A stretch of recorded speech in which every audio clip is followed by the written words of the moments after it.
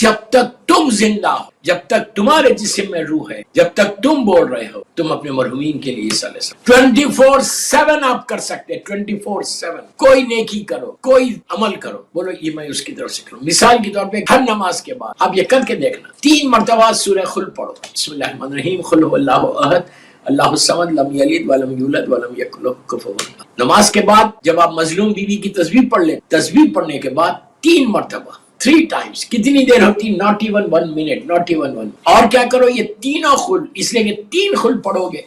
اللہ ایک قرآن کا ثواب دے، ایک قرآن مجید کا ثواب ملے۔ یہ بھی ساری کتابوں میں ہے کہ 3 خل ایک قرآن کا ثواب ہے۔ اس کا مطلب یہ نہیں کہ آپ قرآن نہیں پڑھ رہے، قرآن بھی پڑھ رہے، آپ 3 ایک ایکسٹرا قرآن آپ کے اکاؤنٹ میں۔ 3 خل پڑھنے کے بعد آپ پلیز جملے میں سنو، 3 خل پڑھنے کے بعد آپ بولو کہ میں نے اس کو زمانے کے امام کو ہدیہ، امام زمانہ کو ہدیہ کرو۔ 3 خل ہدیہ کرنا امام کو کہ مولا یہ میں آپ کو گفٹ کر رہا، خل پڑھ۔ امام تمہارا گفٹ لے کر تمہاری طرف دیکھے گا اور تمہارے حق، امام پھر بول رہا گفٹ لیں گے لے کے مسکرائیں گے، تمہاری طرف دیکھیں گے۔ میرے اعمال اس قابل نہیں کہ میرا امام مجھے دیکھے، میں نے سوائے گناہ کی زندگی میں کچھ نہیں کیا، لیکن جب تم 3 خل پڑھ کے گفٹ کرو گے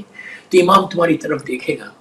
دیکھ کے مسکرائے گا کہ میرے چاہنے والے نے مجھے یاد کیا۔ اس کے بعد یہ بولو کہ اللہ یہ تینوں سورہ خل کا ثواب میرے مرحوم ماں کو دے دے، بھائی کو دے دے، بہن کو دے دے۔ میں گرینڈ جمیع مومنین مومنات، ذاکرین، مجتہدین، ماتمدار، مراجع عالم، سب مولا کے زمانے سے لے کے جتنے لوگ، ان سب کو یہ 3 خل کا ثواب۔ آپ سوچ رہے ہیں ایک قرآن کا ثواب روز، ایوری ڈے، ہر نماز کے بعد 5 اگر نماز ہی پڑھتے ہو تو، واجب نماز ہی اگر پڑھتے ہو آپ، سنت جتنی نمازیں اس میں بھی دے سکتے۔ جب بیوی کی شکر کی نماز ہے، سلامتی کی نماز ہے، زیارت کی نماز ہے، جتنی دوسری نمازیں ہیں، یہ نمازیں جب تم پڑھتے ہو ہر نماز کے بعد اگر 3 خل کا ثواب تم اپنے مرحومین کو دے دو تو دن میں آپ دیکھیں فجر پہ آپ نے دیا، تم اپنے والدین کو اس کا ثواب پہنچا۔ فجر پہ تم زمانے کے امام کو تم نے ہدیہ کیا، امام نے کہا کو دیکھ کر کے میرے چاہنے والے اللہ تجھے اچھا۔ ظہر میں پڑھا، عصر میں، پھر دوپہر میں آپ اپنے والدین کو تحفہ، پھر مغرب عشاء، اسی طرح امام کو بھی دے رہے، مرحومین کو بھی۔ ایک ہی 3 مرتبہ سورہ خل میں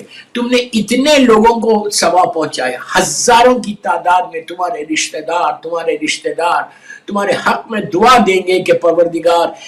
یہ میرے رشتہ دار نے میرے لیے بھیجا ہے تحفہ، اس نے میرے اوپر رحمت بھیجی ہے، قرآن کا ثواب بھیجا ہے، تو اب اس کے اوپر رحمت نازل کر۔ تو بہترین تحفے جو آپ کو ڈیلی دینا ہے، اپنے ایصال ثواب کرنا ہے، وہ اس طرح سے سمپل ہے، لیکن آپ کو پورا ایصال ثواب آپ سوچ بھی نہیں سکتے۔ آج آپ مسلسل پڑھ رہے، آپ کو اندازہ ہی نہیں ہو رہا کہ کس حالت میں ان کو ثواب کیسے ملا۔ جب آپ نے بھیج دیا اور آپ 10 سال، 15 سال، 20 سال تک بھیجتے رہے، روز 5 قرآن